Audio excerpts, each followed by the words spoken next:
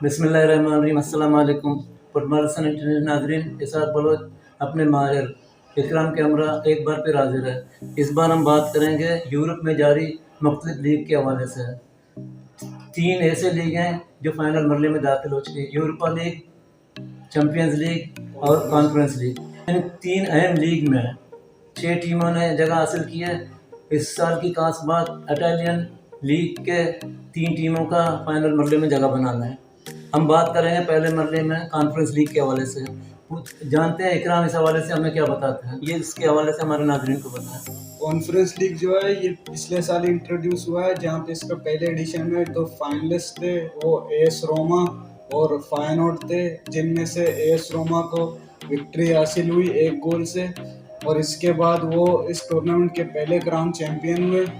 इस साल के बाद वो डायरेक्टली क्वालिफाई कर गए यूरोपा लीग के लिए, और यूरोपा लीग में भी अभी फाइनल में। तो बात करें इस लीग के बारे में, कॉन्फ्रेंस लीग में कौन सी टीमें आती हैं, कैसे? तो इसमें मेजर जो 5 लीग हैं उनमें से जो मेजर लीग है, प्रीमियर लीग जैसे बुंडेसलीगा और सीरिया है, इसमें 6th रैंकिंग की टीम टॉप 6th नंबर पे जो आती है वो ऑटोमेटिकली क्वालिफाई करती है कॉन्फ्रेंस लीग के लिए। और जो पोर्चुगीज लीग और लीग 1 है, वहाँ से 4th पोजीशन वाली टीम इस टूर्नामेंट के लिए क्वालिफाई करती है। और बाकी जो छोटे लीग है यूरोप में, जैसे Austrian league, Swiss league, Belgian league, वहाँ से भी टीमें आती हैं। एक टीम, मतलब ये छोटी टीमों का मिड टेबल टीम के लिए एक टूर्नामेंट इन लोगों ने रखा है, क्योंकि इस टूर्नामेंट की वजह से अब यूरोपा लीग को लोग थोड़ा बड़ा समझेंगे, क्योंकि पहले यूरोपा लीग की वैल्यू नहीं होती थी। अब इस लीग की वजह से उसको थोड़ी वैल्यू मिल चुकी है। वो एक मिड लीग है, ये सबसे लोअर टायर की लीग है, जहाँ पे छोटी टीमें यूरोप में compete कर पाएं, इसलिए इस लीग को रखा गया। तो कॉन्फ्रेंस लीग के फाइनल पोजीशन क्या बनती है? ये इस लीग का दूसरा एडिशन है, दूसरा साल है, और यहाँ पे इस बार हम लोग को फिर से एक इटालियन टीम मिली है फाइनल में, जो है फ्योरेंटीना, जो करंटली अभी इटालियन टेबल में तो बहुत नीचे है, लेकिन उन्होंने अपना पूरा फोकस इस लीग में, कॉन्फ्रेंस लीग में दिया है। और जो दूसरी टीम है वो इंग्लिश टीम वेस्ट हैम है। वेस्ट हैम, ये तो पहले से प्रेडिक्ट था कि ये दोनों टीम ही आएंगी, क्योंकि ये दोनों टीम इस लीग में बहुत ही ज़्यादा फॉर्म में थे, और सेमीफाइनल में भी इन दोनों टीमों ने 4 गोल के साथ विक्ट्री हासिल की अपने अपने सेमीफाइनल्स में। कॉन्फ्रेंस लीग की पाती टीम कौन सी हो सकती है? अगर आप विनर की बात करें तो मैं प्रेडिक्ट करूंगा कि फ्योरेंटीना जीते, क्योंकि जो इनका फॉर्म इस लीग में चल रहा था, इस हिसाब से इनको जीतना चाहिए। लेकिन वेस्ट हैम भी स्लो नहीं हो सकती, क्योंकि इतना दूर वो आ चुके हैं, तो पीछे मुड़ने का कोई चांस नहीं है। शायद वो कहीं ना कहीं से 1 गोल स्क्वीज कर लें, लेकिन मुझे जहाँ तक लगता है कि 2 गोल से फ्योरेंटीना जीत लेगी। तो इसका मतलब है इटालियन टीम का पल्ला भारी रहेगा। हाँ बिल्कुल, यही मुझे लगता है। अब चलते हैं यूरोपा लीग की जानिब। यूरोपा लीग की क्या? यूरोपा लीग जो है वो चैंपियन लीग के बाद यूरोप में सबसे बड़ी, यूरोप नहीं बल्कि वर्ल्ड में दूसरे नंबर की सबसे बड़ी लीग मानी जाती है इसको। और अगर हम लोग इसके फाइनलिस्ट की बात करें तो इनका करंट चैंपियन जो है वो फ्रैंकफर्ट है, जो 9 हो चुके थे, जर्मन टीम, जो पिछली बार जीत गए थे इस लीग को रेंजर्स के सामने, जो कि पिछले साल का जो फाइनल था बहुत ही शॉकिंग था। 2 अंडरडॉग टीम आई थी और उनमें से एक जीता था। तो ये बहुत ही अच्छी बात है लीग में, मतलब कोई नई टीम भी आके जीत रही है। लेकिन इस बार हमें फिर से एक फाइनलिस्ट जो है सिविला, यानी डिफेंडिंग चैंपियन बन गए। डिफेंडिंग चैंपियन थे, वो डिफेंड नहीं कर पाए अपने टाइटल को। अगर हम फाइनलिस्ट की बात करें तो यहाँ पे सिविला और रोमा आते हैं। रोमा जो पिछले साल कॉन्फ्रेंस लीग जीती थी, अभी इस साल वो यूरोपा लीग के फाइनल में है। वो मतलब अंडर जोजे मरीनियो वो लोग बहुत ही ज़्यादा अच्छी फुटबॉल खेल रहे हैं, वो अपने लीग में भी अच्छा कर रहे हैं, और साथ ही साथ उन्होंने फोकस यूरोपा लीग में भी दिया हुआ है।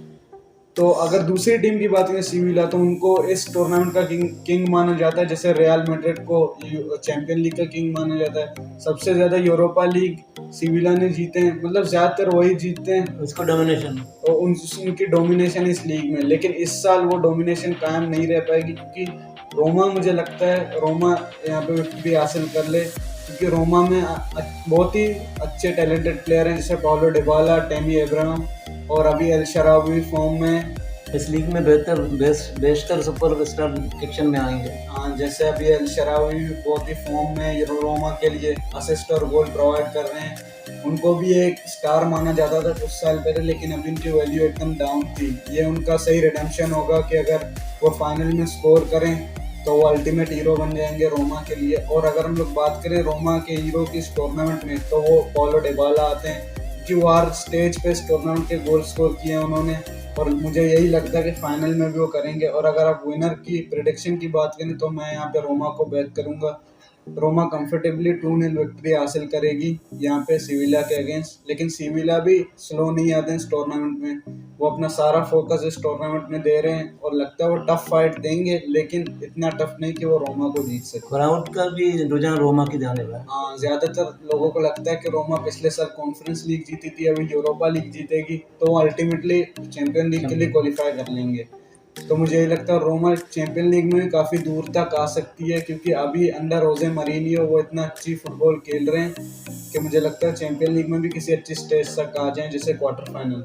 अब चलते हैं अब चलते हैं यूरोपा चैंपियंस लीग की जाने। सबसे बड़े लीग के जाने, चैंपियन लीग। तो ये यहाँ क्लबों का वर्ल्ड कप, क्लबों का वर्ल्ड कप भी बोल सकते हैं। ये चैंपियन लीग का भी अभी जो करंट चैंपियन है रियल मैड्रिड, और वो अपना चैंपियनशिप डिफेंड नहीं कर पाए, क्योंकि अभी हाल ही में सेमीफाइनल में वो डिमोलिश हो गया सिटी के बल्कि सामने। बकरे की तरह काट के रख दिया मैनचेस्टर सिटी ने। बट एक बात है, उन्होंने सारा फोकस हालैंड पे दिया हुआ था रियल मैड्रिड ने, और बाकी जो साइड के विंगर्स थे उन्होंने इस बात का फायदा उठाया और गोल स्कोर किया। एयरलिक की उनकी तवज्जो अपनी थी, उसको कंट्रोल करें। एयरलिक पेप गार्डियोला के भी टैक्टिक्स मेरे ख्याल से यही थे कि सब उस पर फोकस करेंगे हालैंड पे, और बाकी प्लेयर को फ्रीडम मिल जाएगी गोल स्कोर करने की, और बिल्कुल यही हुआ रियल और के 0-4 रियल के लिए एकदम शेम बात है। रियल को शर्मनाक बात है। रियल इस चैंपियनशिप का इनको बादशाह माना जाता है। वो हार जाते 2 गोल से 1 गोल से, लेकिन ऐसा हार गए किसी ने एक्सपेक्ट नहीं किया था। बहरहाल बात करें अगर फाइनल की, तो फाइनल सिटी के सामने जो टीम आएगी, सामने वाली टीम जो है वो इंटर मिलान, इटालियन टीम। हाँ, इटालियन, यहाँ पे भी एक इटालियन टीम आ रही है इस बार।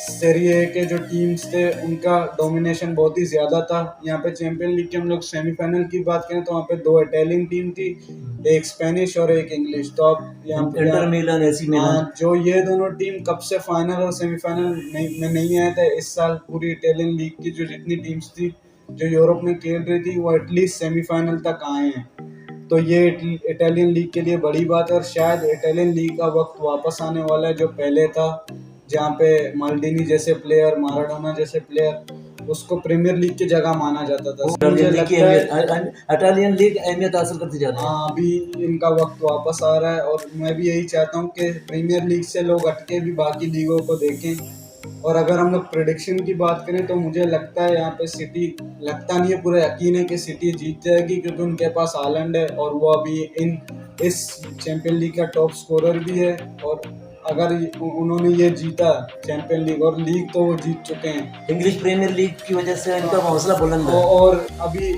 बैलन डोर तो हालैंड को मिल जाएगा अगर ऐसा हुआ तो।